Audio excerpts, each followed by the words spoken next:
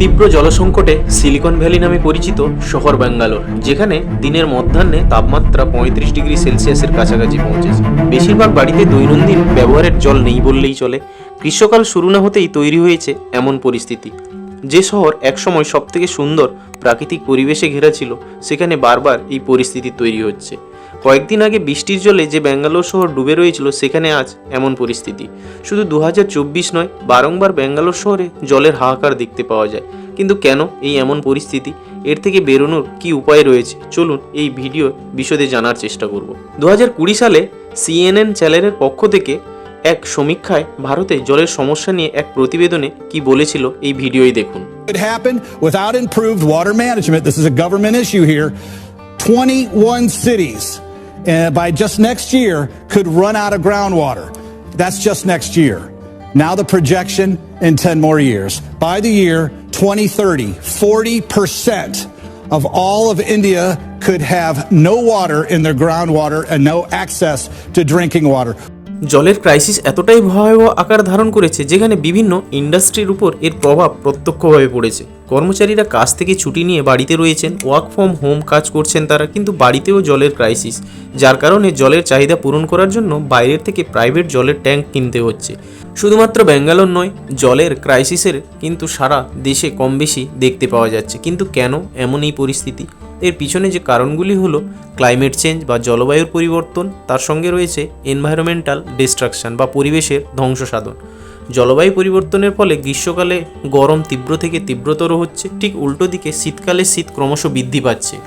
অন্যদিকে বৃষ্টিকাল ক্রমশ ছোট হয়ে যাচ্ছে, যার ফলে বৃষ্টি হচ্ছে যখন খুব প্রবলভাবেই হচ্ছে। এতে দুটো জিনিস হচ্ছে। প্রথমত, দীর্ঘকালীন বৃষ্টি না হওয়ার কারণে প্রবল বৃষ্টির চাপে বন্যা দেখতে পাওয়া যাচ্ছে। অন্যদিকে বৃষ্টি না হলে খরা দেখতে পাওয়া যায়। পরিবেশের ধ্বংস সাধন অর্থাৎ প্রচুর পরিমাণে গাছ কাটার ফলে জলবায়ু পরিবর্তনের এই পরিবর্তন লক্ষ্য করা গেছে।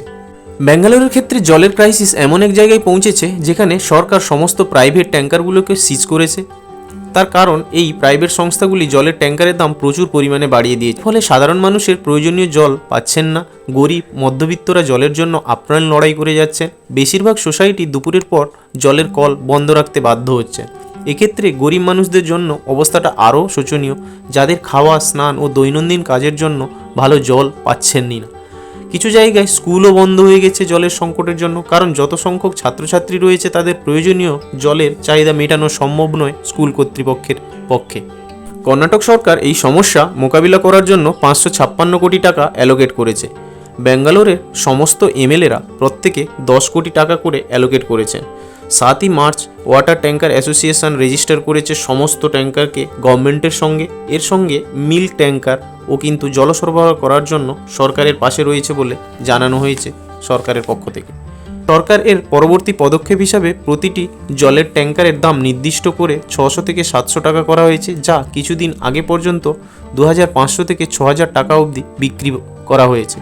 দ্বিতীয়ত, কর্ণাটক সরকার কাবেরী নদীর জল ব্যবহারের ক্ষেত্রে নিষেধাজ্ঞা জারি করছে, অর্থাৎ কাবেরী নদীর জল দিয়ে গাড়ি পরিষ্কার করা, বাগানের জন্য জল ব্যবহার সহ কনস্ট্রাকশনের ক্ষেত্রে নিষেধাজ্ঞায় কড়া নজর দেওয়া হয়েছে। তৃতীয়ত, ব্যাঙ্গালোরের মিউনিসিপ্যাল কর্পোরেশন BBMP 58টি জায়গায় গভীর কূপ খননের চেষ্টা করছে। কিন্তু কেন এই সমস্যা? এর একটু গভীরে গেলে দেখতে পাওয়া যাবে যে ক্লাইমেট চেঞ্জ ও এনভায়রনমেন্ট ডিস্ট্রাকশন ছাড়াও কনস্ট্রাকশন হচ্ছে এর মেন কারণ। আপনি যদি ব্যাঙ্গালোরে যান, দেখতে পাবেন কনস্ট্রাকশন কী পরিমাণ বৃদ্ধি পেয়েছে। তৈরি হচ্ছে টেকনোলজি পার্ক, নিউ মল, গগনচুম্বী অট্টালিকা, অথচ কেউই জানে না এই সমস্ত নতুন নতুন বিল্ডিংয়ের জন্য জল কোথা থেকে আসবে। মনে রাখা দরকার, ব্যাঙ্গালোর শহরের আশেপাশে কোনো নদী বা সমুদ্র নেই। ব্যাঙ্গালোরের মেন নদী কাবেরী, তাও ব্যাঙ্গালোর থেকে 100 কিলোমিটার দূরে। IISCর বৈজ্ঞানিকরা গবেষণা করে দেখেছেন, এই ব্যাঙ্গালোর শহরে 1000% বৃদ্ধি পেয়েছে কংক্রিট আইস, অর্থাৎ তারা জানিয়েছেন 79% জলাভূমি নষ্ট করে বা বুঝিয়ে ফেলা হয়েছে লাস্ট 40 বছরে। বেসিক্যালি যে কোনো শহর যদি গ্রাউন্ড ওয়াটারে রিলায়েবল হয়, তাহলে সেক্ষেত্রে বৃষ্টির বড় ভূমিকা থাকে। যখন বৃষ্টি হয়, সেই জল যদি লেকস বা পুকুরের দ্বারা শোষণ করে নেওয়া হয়, তাহলে মাটির নিচে গ্রাউন্ড ওয়াটার লেভেলটা সঠিক থাকার সম্ভাবনা থাকে।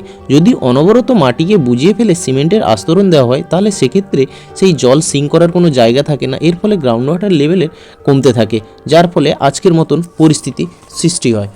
এক তথ্য দেখলে বুঝতে পারবেন কি পরিমাণ ব্যাঙ্গালোরে কংক্রিটাইজ হয়েছে। 1961 সালে যেখানে ছিল 262টি লেক, বর্তমানে তা 81টি পৌঁছেছে। আর যেগুলোর মধ্যে বেশিরভাগ এই লেকগুলোতে গার্বেজ, কেমিক্যাল ওয়েস্ট পড়ে লেকের বাস্তুতন্ত্র বিপদের সম্মুখীন।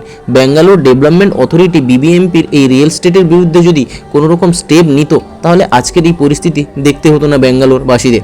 কর্ণাটকের মুখ্যমন্ত্রী সিদ্ধারামাইয়া বাজেটে 5,500 কোটি টাকা অ্যালোকেট করেছিলেন ব্যাঙ্গালোরে পানীয় জল সরবরাহের ক্ষেত্রে পাইপলাইনের মাধ্যমে।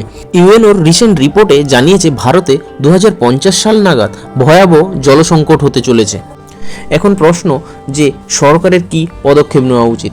সরকারের তরফ থেকে জলের ট্যাঙ্কের মাধ্যমে প্রতিটি মানুষের কাছে যাতে জলের যোগান দেওয়া যায় তার ব্যবস্থা করা। দ্বিতীয়ত, যে সমস্ত লেকস রয়েছে সেগুলিকে রক্ষণাবেক্ষণ করে উপযুক্ত করে তোলা, যাতে জল ধারণ ক্ষমতা বাড়ে। সঙ্গে মাটির নিচে জলের স্তরের এক লেক থেকে অন্য লেকের মধ্যে কমিউনিকেশন করা। এছাড়া প্রতিটি হাউজিং সোসাইটি, টেক পার্কের উচিত যখন বৃষ্টি হবে সেই জলকে ওয়াটার হারভেস্টিং বাধ্যতামূলক করা।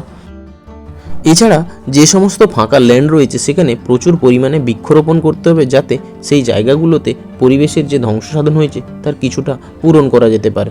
মনে রাখা দরকার, প্রত্যেক ব্যক্তি যারা ধরুন ট্যাক্স পে করছেন, সেটা সে যে কোনোই ট্যাক্স হোক, income tax, property tax, road tax, GST হোক, তারা কিন্তু প্রত্যেকে বেটার লাইফ ডিজার্ভ করে।